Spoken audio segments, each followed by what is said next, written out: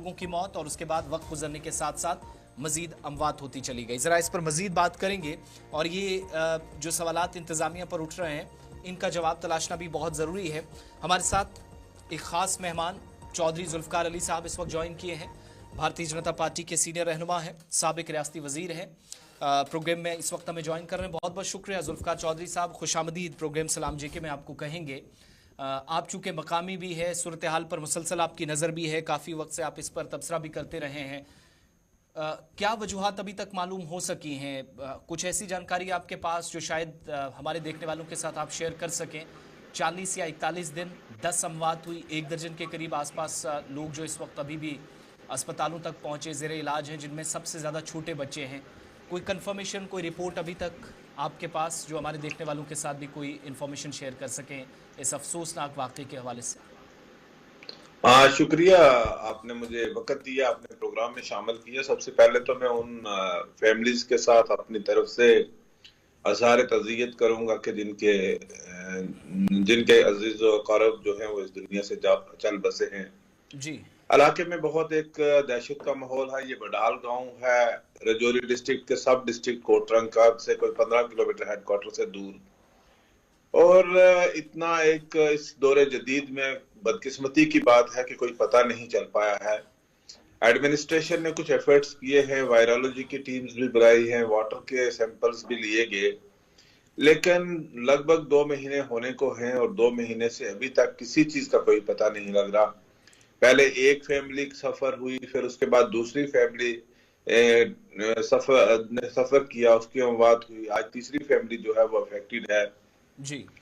तो अभी तक सरकार जो है वो कोई भी किसी नतीजे पे पहुंचने में नाकाम है, हेल्थ डिपार्टमेंट नाकाम है। तो लोगों में एक बहुत दहशत और खौफ का माहौल है और अभी तक भी सरकार की तरफ से उस गांव को क्वारंटाइन नहीं किया गया है और ना ही फर्दर जो स्टेप्स उठाने की जरूरत थी वो की गए हैं। लेकिन ये कुछ समझ ही नहीं आ रहा है। परसों रात को 3 बच्चे एकदम से बीमार होते हैं और रात में ही एक बच्चे की और की वफात हो जाती है। तो मुझे लगता है कि हर एंगल को गवर्नमेंट को इन्वेस्टिगेट करना चाहिए। कोई ना कोई क्रिमिनल एंगल भी इसमें हो सकता है। इस एंगल को भी शायद जो हमारी एडमिनिस्ट्रेशन और सरकार है वो कहीं नजरअंदाज कर रही है, क्योंकि अगर ये कोई एपिडेमिक होता तो एपिडेमिक एक साथ सारे गांव में फैल जाता। तो ये धीरे धीरे से जो हो रहा है, पहले एक घर में 3 लोग मरते हैं, फिर दूसरे घर के लोग मरते हैं, फिर तीसरे घर के लोग मरते हैं। तो ये तो लगता है कि एक साजिश के तहत कुछ ऐसा हो रहा है। ये एपिडेमिक नहीं हो सकती, क्योंकि जब आपके वायरोलॉजी पुणे से भी टीम आई थी, चंडीगढ़ से भी टीम आई थी, उन टीम्स ने क्लियर किया है। तो एडमिनिस्ट्रेशन इतनी सुस्त रफ्तारी से इन्वेस्टिगेशन कर रही है और लोग मरते जा रहे हैं। अच्छा, ये तो मुझे तो बड़ा अफसोस है इम्पोर्टेंट कि है जिस तरीके से आपने कहा टीमें भी आई, लेकिन हमने देखा कि रियासती वजीर सेहत भी वहाँ पहुँची और भी वज़रा वहाँ पहुँचे। आने में तो बड़ी लग रहा था कि शायद ऑन टोज है, लेकिन जिस तरीके से खामोशी इख्तियार की जा रही है, डिस्ट्रिक्ट एडमिनिस्ट्रेशन से पूछो, वो कह रहे हैं कि जनाब हम इस पर कोई बात नहीं कर सकते हैं। आखिर फिर तो सवाल आपका भी जायज़ है कि कोई चीज़ तो ऐसी है जिसकी पर्दादारी हो रही है, या अभी भी एडमिनिस्ट्रेशन को समझ नहीं आ रही है कि अगर सवाल पूछे जाए तो हम जवाब क्या दें? नहीं, बात तो सिंपल है कि लोग मर रहे हैं और कंटिन्यूसली लोग मर रहे हैं और फैमिलीज डिफरेंट। आज एक फैमिली के लोग सफर कर रहे हैं, कल दूसरी फैमिली के लोग सफर कर रहे हैं। अगर एपिडेमिक है तो एपिडेमिक को मैं कहूंगा कि एपिडेमिक तो जो है वो पूरा गांव का गांव सफर होना चाहिए, गांव के सब लोग बीमार होने चाहिए।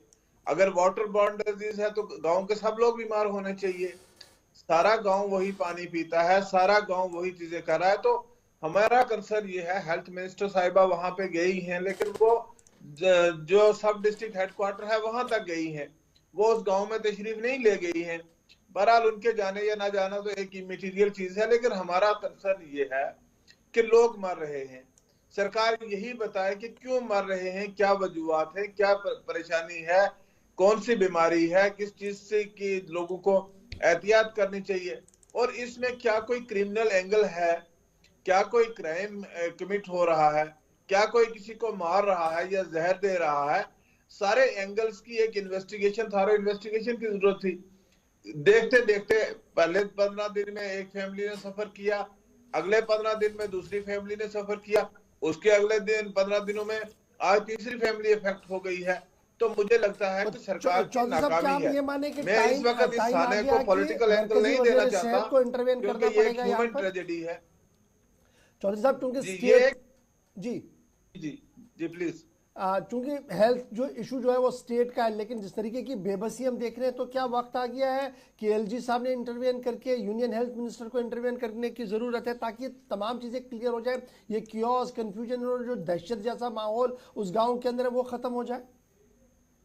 नेचुरली अगर ये स्टेट गवर्नमेंट इसमें आज देखिए, ये तो एक स्टेट सब्जेक्ट मैटर है, तो इनको देखना चाहिए था, अभी तक ये चीजें सामने आ जानी चाहिए थी। अगर नहीं आ पाएंगी तो हम एलजी साहब से गुजारिश करेंगे, हम खुद एक डेलीगेशन लेके एलजी साहब से मिलेंगे और उनसे भी गुजारिश करेंगे कि वो इंटरवीन करें और हेल्थ मिनिस्ट्री से भी, गवर्नमेंट ऑफ इंडिया से बात करें, एम्स से कोई टीम मंगाएं और थारोली इन्वेस्टिगेशन करवाएं इस मैटर की। क्योंकि ये तो अब तो एक इतना खौफ का माहौल है कि लोग अब उस गांव में जाने से डरते हैं।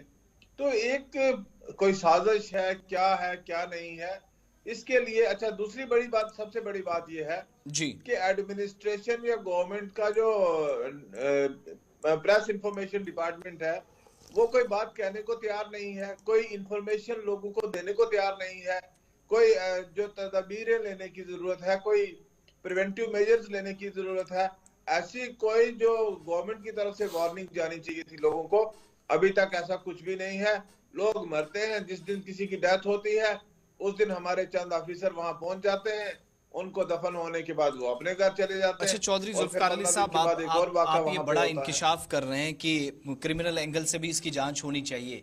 क्या कोई कंसर्न लोगों से, चाहे वो सिविल गवर्नमेंट हो या इदारा हो या फिर महकमा सेहत हो, पुलिस अथॉरिटीज हो, आपकी तरफ से भी जाती कोई राब्ता हुआ? क्योंकि एक तो शक शुबात यहाँ से भी पैदा होते हैं, 40-41 दिनों में जितनी अमवात हुई हैं, मैक्सिमम लोग, जो हमारी जानकारी है शायद आप बेहतर तरीके से बता पाएं, रिश्तेदार हैं, बहुत करीबी हैं एक दूसरे, ये मानकर चले कि एक ही फैमिली के सारे लोग हैं।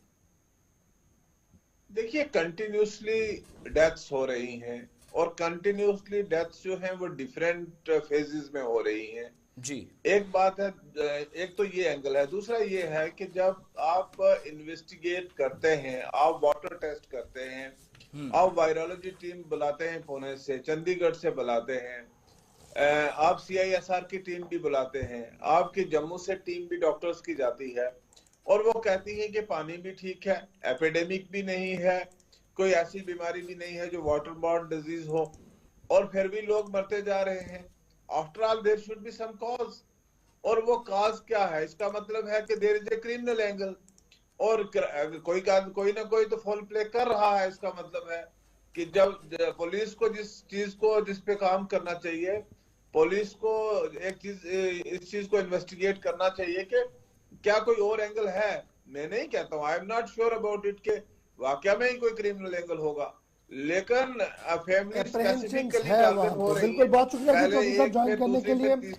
बड़ी बात है कि ये एक बड़े पैमाने पर होनी चाहिए जी इसकी इन्वेस्टिगेशन के। रजौरी का ये गांव है जो पुरस्कार हालात में बना हुआ है और हर 10-15 दिन के अंदर 2-3 बच्चों की मौत हो रही है और ये मौतों का न थमने वाला सिलसिला जो है ये कंटिन्यूसली चल रहा है। 10 बच्चों की अभी तक मौत हुई है, इंतजामिया की तरफ से खामोशी है और इस खामोशी के बीच सबकी नजरें जो है वो लेफ्टिनेंट गवर्नर के दफ्तर और वजीर आला के दफ्तर पर लगी हुई है कि वो किस तरीके से इस ह्यूमन इशू को एड्रेस करेंगे, क्योंकि हर दिन जो ये दहशत भरा माहौल है इससे अब लोग बहुत ही घबरा रहे हैं।